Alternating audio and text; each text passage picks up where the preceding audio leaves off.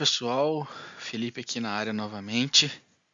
Vamos agora dar início ao nosso módulo 5 do nosso curso sobre proteção de cultivares. Mais uma vez, é um prazer falar com vocês. A gente vai dar continuidade ao nosso curso aqui. Vamos passar novamente pela nossa agenda do curso, quais foram os assuntos que a gente abordou. Então, vamos nessa. Aqui, pessoal, retomando o nosso bate-papo, como a gente fez em todos os outros módulos e como assim será. Recapitular um pouco do que a gente falou até aqui. Módulo 1, passamos sobre a parte de introdução à produção de cultivares, fizemos toda a parte de contextualização do curso, passamos sobre o setor florestal, qual é a área hoje, o pioneirismo brasileiro, quais são os produtos que a gente tem dentro do setor, como a inovação está contida dentro da área florestal. Passamos sobre a parte de pesquisa, desenvolvimento e inovação das empresas florestais, qual que é o grau de investimento que essas empresas fazem.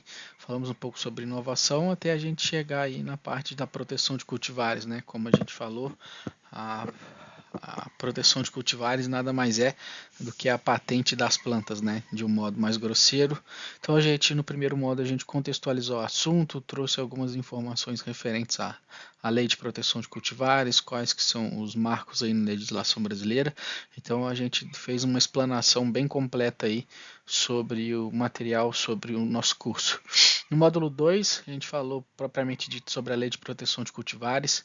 Então a gente abordou cada detalhe aí, trouxe o texto da lei, quais são as diretrizes, quais são as premissas, quais são as definições que a lei de proteção traz para a gente, quais foram as informações mais importantes, como funciona o protocolo, qual a ferramenta, qual que é o órgão competente.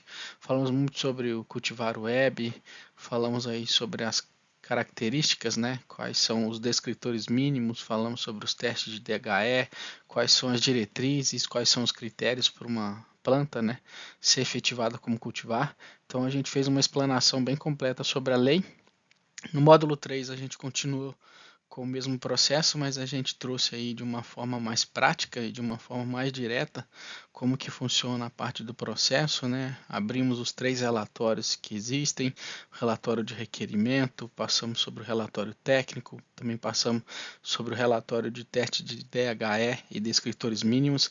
Então a gente fez uma explanação geral, mas principalmente no módulo 3 a gente entrou na essência, né? Como que funciona o processo, quais que são os prazos, quais são as etapas, quais são as taxas envolvidas. Passamos aqui também dentro do Cultivar Web para a gente trazer as informações necessárias. Então a gente contextualizou o processo aí do início ao fim. Módulo 4, que foi o penúltimo curso que a gente viu, na aula anterior, a gente falou sobre a parte de licenciamento. Então a gente trouxe algumas informações relacionadas ao certificado definitivo de proteção, quais são os direitos, quais são os deveres, quais são os benefícios. Falamos principalmente aí como que é o contexto e a visualização das empresas em relação à lei de proteção de cultivar hoje, que antigamente era apenas para utilizar um material com exclusividade e proibir as empresas concorrentes, mas hoje é como se fosse mais um mecanismo de monetização, então a possibilidade de recebimento de royalties pelo material genético desenvolvido. E agora, né, vamos estar agora no módulo 5, vamos fazer uma explanação também sobre a parte de fiscalização e penalidades envolvidas no critério, né, o que a lei trata sobre isso. Então, assim, de forma mais detalhada, né, do módulo 2 ao módulo 5, a gente está contextualizando a lei, mas trazendo alguns assuntos aqui mais pertinentes para o curso. E hoje a gente vai falar sobre isso, né? Qual que é o órgão competente, como é feita a fiscalização, como está sendo o cenário no Brasil hoje, quais são as penalidades, multas e sanções que as empresas e pessoas físicas recebem caso elas infringem a lei de proteção de cultivares.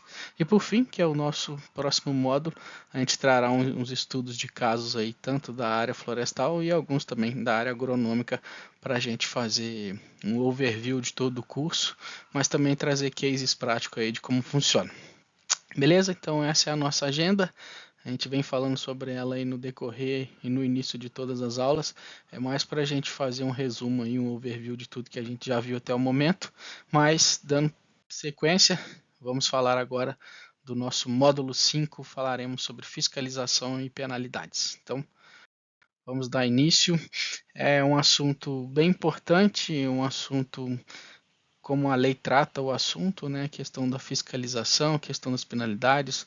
Vamos trazer aqui como que a lei traz as informações.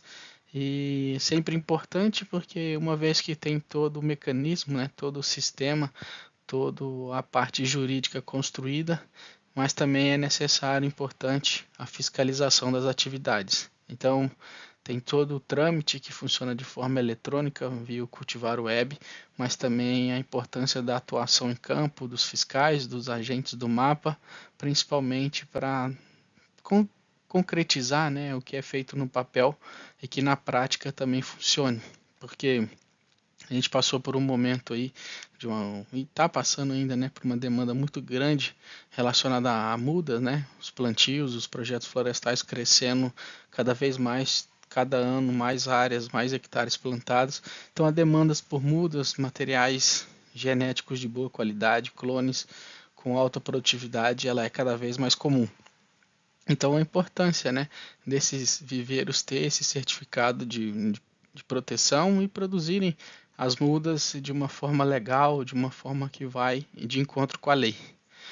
Vale ressaltar aqui aquela diferença que a gente tem sobre o RNC, que é o Registro Nacional de Cultivares, que é principalmente relacionado ao Renasem e que precisa ter o cadastro e o registro a fins comerciais, né, de produção em escala comercial, e também a gente, que é o teor desse curso aqui, que a gente vem falando sobre o SNPC, né, que é o Sistema Nacional de Proteção de Cultivares, que é algo mais sobre o registro, né, o primeiro momento aí do registro da cultivar que você tem posse. Então a importância da fiscalização por parte do mapa nos viveiros aí ao longo do Brasil, relacionado aí à produção de material genético, que ele seja ou de domínio público, como é o caso do IN44, que a gente viu em outros módulos aí, mas a importância também do viveiro estar fazendo tudo dentro da lei, produzindo os materiais conforme manda a lei e que ela não trabalhe com material que seja de terceiro, né? E se ela estiver trabalhando com material protegido,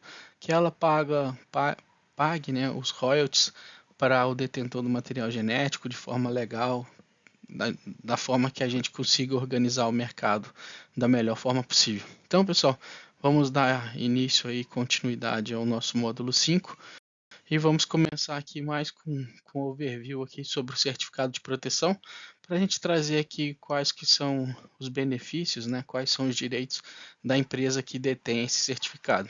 Então, o certificado é ele que dá o direito para a empresa detentora do documento, né, do certificado de cultivar em todo o território nacional a produção e comercialização. De certa forma, ela acaba proibindo e regulando a produção por terceiros. Então, ou ela pode proibir, tendo exclusividade na produção, ou ela pode oferecer esse material genético para um terceiro, de forma que ele consiga receber royalties. Então, é uma forma dele limitar e controlar o mercado relacionado àquele material genético.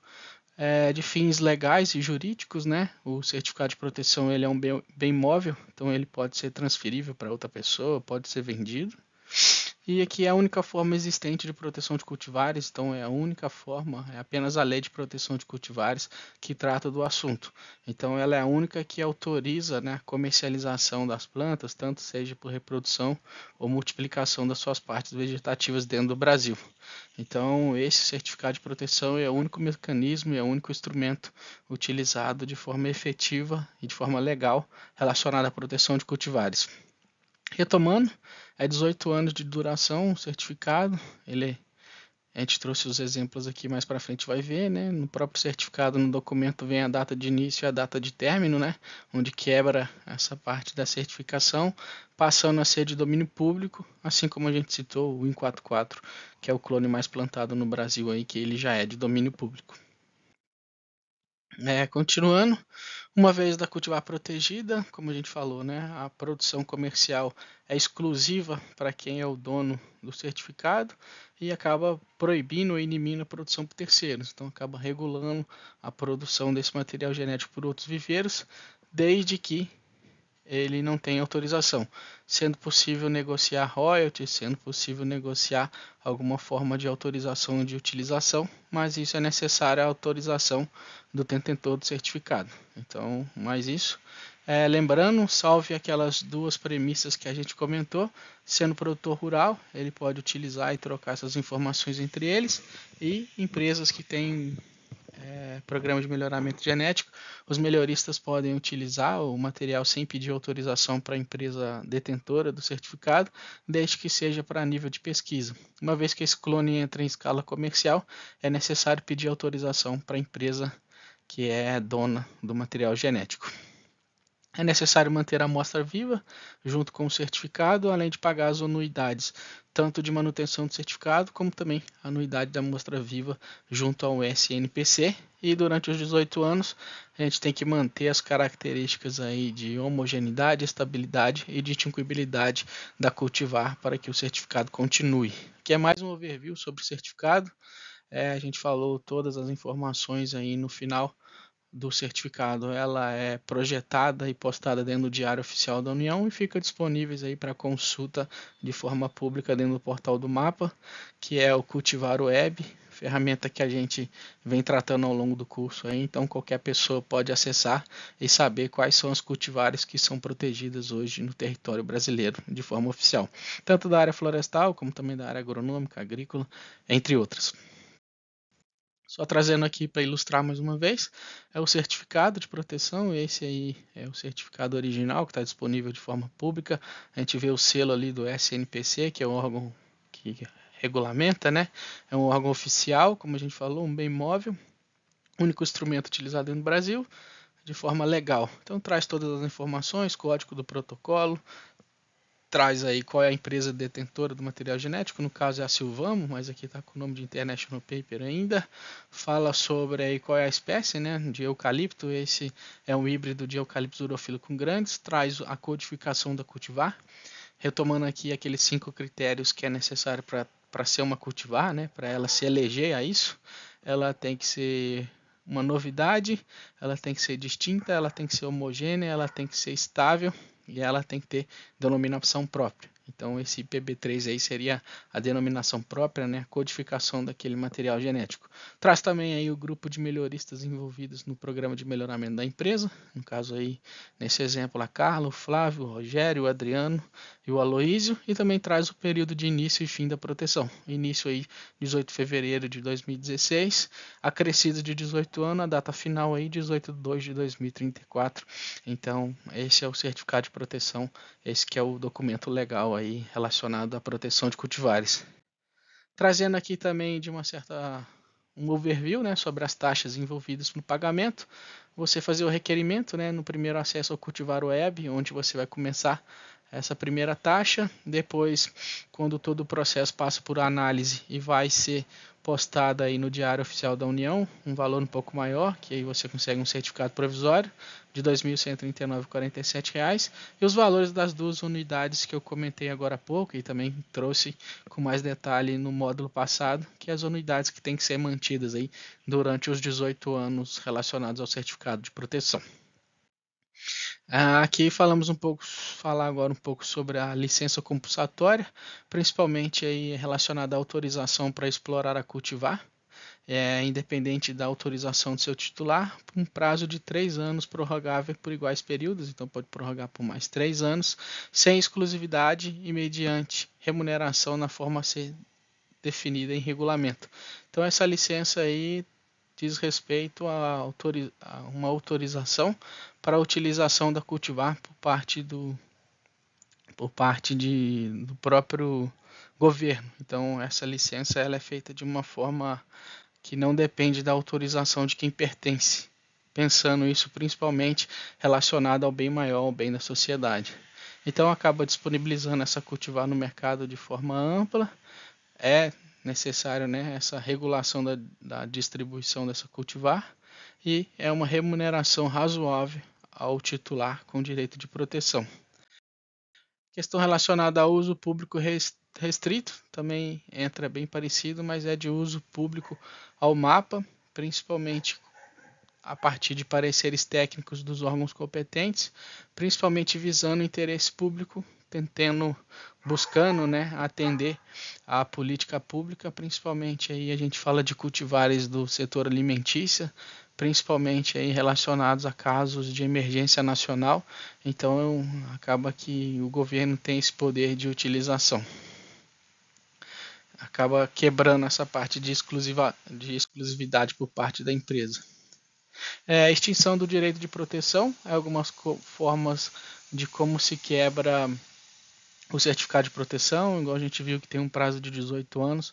Então aqui seria alguns exemplos, né, algumas modalidades que a lei traz que pode quebrar esse direito de proteção por parte da empresa, que é a expiração do prazo, né? Venceu os 18 anos, então ele vira de domínio público. A renúncia do titular, ou seja, a própria empresa ela não quer manter, quer renuncia àquela proteção de cultivares e quer deixar o material de forma pública. Cancelamento do certificado, então pelo cultivar web é feito algumas informações, mas pode ser cancelado o certificado ao longo dos 18 anos por algumas questões. Perda do DHE, né, que a gente citou, então perder a homogeneidade e a estabilidade da cultivar ao longo dos 18 anos. O não pagamento das anuidades, conforme a gente mencionou as duas anuidades, tanto a anuidade de amostra viva quanto a anuidade relacionada ao certificado de proteção, então pode ser quebrado por causa disso. Não enviar as 5 amostras, né, as 5 referências para o mapa, no caso do SNPC, para ter como banco de germoplasma o efeito comparativo. Então, se não enviar isso anualmente, pode ser que ocorra o cancelamento do certificado.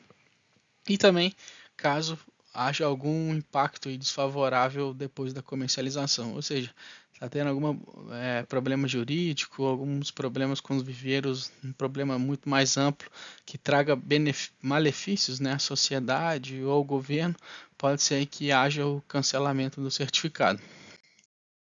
A nulidade da proteção, ela pode vir também de algumas informações, principalmente se não for constatado, né, a questão dos critérios relacionados à produção de cultivares, que é a questão de não ser algo novo, ou seja, já tem um prazo que esse clone está no Brasil, mais de 12 meses, e no exterior 6 anos.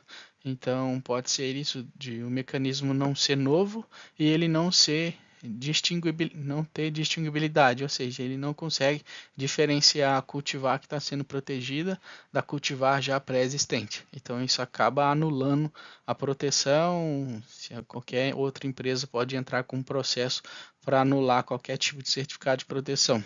Além disso, ferir direitos de terceiros, ou seja, entra muito no que a gente falou agora há pouco, de trazer qualquer malefício para a sociedade, para o governo, ou por alguma empresa ou terceiro que se sentir lesado com a proteção.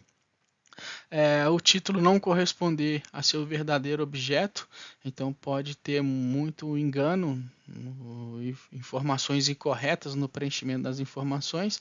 Então, se as informações que forem preenchidas, né, durante os relatórios técnicos e o relatório de DHE, descritores mínimos, igual a gente viu no módulo 3, tiver alguma informação que não condiz com a verdade, então pode anular a proteção a qualquer momento. Então, de suma importância preencher aquelas características que a gente viu da melhor forma possível, com o máximo de informações, preencher de forma fidedigna. E a nulidade também, o processo pode ter, se você omitir qualquer informação também dentro dos relatórios que a gente precisa subir na plataforma, pode anular a proteção. Então, tem que ter muito cuidado no preenchimento. A gente viu que o preenchimento, de certa forma, é um preenchimento de forma simples. Os formulários estão muito bem elaborados, estão fáceis de entendimento. Então a gente tem que preencher conforme as informações apresentadas pela nossa cultivar da melhor forma possível, para que não haja nenhum tipo de transtorno ou algum problema no futuro relacionado aí à anulação do certificado de proteção. E o processo de nulidade ele pode ser instaurado por qualquer pessoa que tenha qualquer tipo de interesse relacionado àquele material genético. Então, pode ser feito denúncias ou pode ser feito qualquer tipo aí de solicitação via a própria Cultivar Web, que é a plataforma oficial. O órgão competente é o SNPC também, que é o Sistema Nacional de Proteção de Cultivares, que está vinculado ao próprio mapa. Então, qualquer pessoa, terceiro ou qualquer empresa pode fazer esse levantamento, né, chamar essa atenção, fazer um pedido de avaliação do material genético que ele se sentir que possa ser lesado. Então é feita essa análise e muitas vezes a importância também que a gente destacou durante o processo de proteção, as informações relacionadas aí à parte de genotipagem. Então você colocar as informações moleculares do material genético, o próprio DNA do material genético protegido, isso acaba evitando aí alguns problemas no futuro, uma vez que você com o máximo de informação você fica resguardado aí do máximo de problema que você vai evitar aí durante os próximos 18 anos.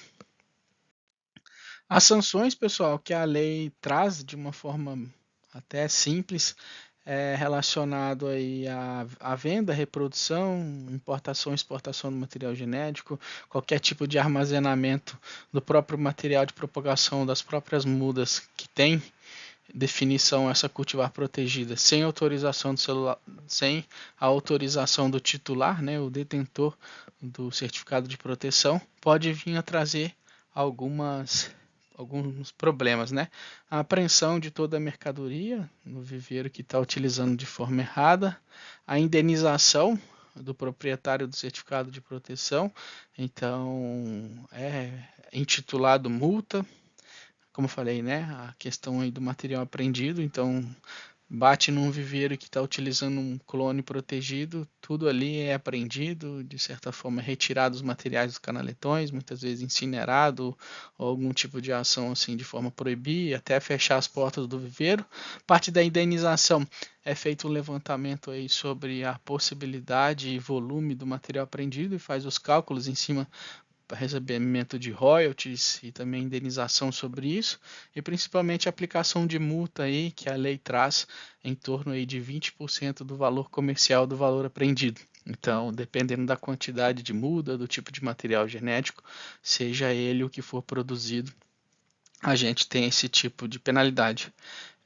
Posso contar aqui um case que é até relacionado a minha atuação que eu pude vivenciar sobre essa experiência era relacionado não à área florestal em si, mas à parte de produção comercial de plantas ornamentais. Até trouxe o exemplo do Sam Patins aqui que me ocorreu, que na empresa que eu trabalhava, a gente tinha uma produção, era uma produção certificada, a gente pagava royalties para utilizar o material genético. Vai ter até uma aula aqui durante o curso de uma forma mais prática, né, mais ilustrativa do que a gente trata aí, principalmente no próximo módulo, no próximo 3, vai estar organizado dessa forma, sobre o Sam Patins. Então, o controle, né, por parte do próprio mapa ou os órgãos competentes de conseguir rastrear e fiscalizar isso é um pouco mais complexo, mas a gente consegue atuar de uma forma mais direcionada. Algumas ações, como a gente pode ver, é a aplicação daqueles adesivos, é a utilização de embalagens que a gente consiga diferenciar o produto original protegido do produto não certificado, mas muitas vezes alguns viveiros acabam utilizando de má fé e multiplicam o material de uma forma desordenada.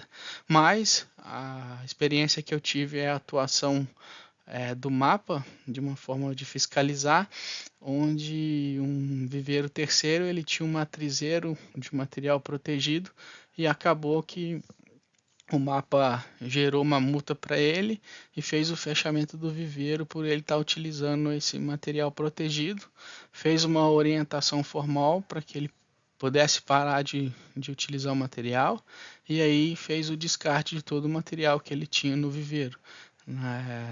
Nessa experiência, nesse case que eu estou contando, ele trabalhava com Sam Patins, mas o material ele teve que trocar todo pelo Impatins, que é um material que ele é produzido para sombra, que é o beijo de sombra. Então teve esse caso aí que o mapa agiu, mas é na parte de plantas ornamentais.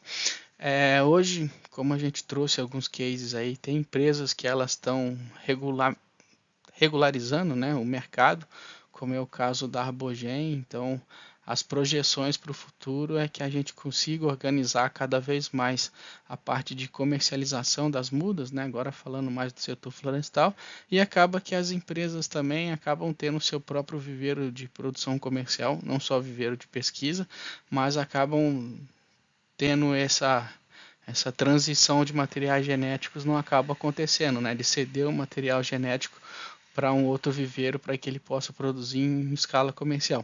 Acaba que o material genético fica dentro da própria empresa, então isso acaba evitando aí a transferência de material genético protegido para um viveiro aí que não tenha autorização para produzir, mas acaba que acontece e acredito que o mapa está cada vez mais atuando de forma mais assertiva, conseguindo se comunicar de uma forma melhor e consegue fiscalizar isso. É lógico que o trabalho é muito grande, o Brasil tem 10 milhões de hectares aí de florestas plantadas, a demanda por mudas cresce a cada vez mais, passamos por um período aí de pós-pandemia de falta de mudas, então o mercado deu uma aquecida muito grande, então o número de viveiros aumentou bastante, mas acredito que isso tende a melhorar ao longo dos anos, a entrada dos corímbias, os programas de melhoramento florestais cada vez mais robustos, os novos projetos florestais, tanto dentro do Brasil como nos países vizinhos aqui na América do Sul e também na África. Então a gente tem algumas variáveis aí que eu acredito que a atuação do mapa venha cada vez mais forte e cada vez mais assertiva nas suas ações. Tem muito a melhorar, mas acredito que já evoluímos bastante aí desde os anos de 2000 para cá. Então, é isso, pessoal. A gente chega ao final desse módulo, né, o módulo 5.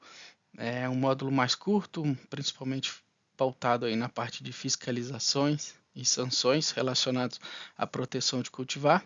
E agradeço aí a participação de vocês. Nesses últimos momentos estão sendo aulas mais curtas, aulas mais dinâmicas, principalmente devido à temática, mas espero que tenham agregado mais informações para vocês. Sempre lembrando, a aula vai estar disponível para baixar aqui na plataforma. Qualquer dúvida que vocês tiverem, mande no nosso suporte. E a gente tem materiais complementares, alguns links aí também disponíveis para que vocês possam acessar, tá bom? Para fechar o módulo, vamos só passar um resuminho aí do que foi visto nesse nosso módulo 5, nossa aula sobre a parte de sanções que a lei traz. A gente fez um overview aqui, uma retomada, né, do assunto relacionado ao certificado de proteção, lembrando que é o único bem jurídico, né, que faz com que a empresa seja autorizada a utilizar aquele material e dar exclusividade para ela utilizar e multiplicar o material na sua empresa. Falamos um pouco sobre a licença compulsória, principalmente algumas formas de utilização sobre isso. Falamos sobre a oportunidade de uso público, principalmente do governo ter o direito de utilizar esse material genético por força maior, seja por algum tipo de emergência, alguma coisa disso. Isso mais se aplica aí na área das cultivares voltadas para a parte alimentícia, né? Quando se tem algum desastre, alguma coisa nesse sentido.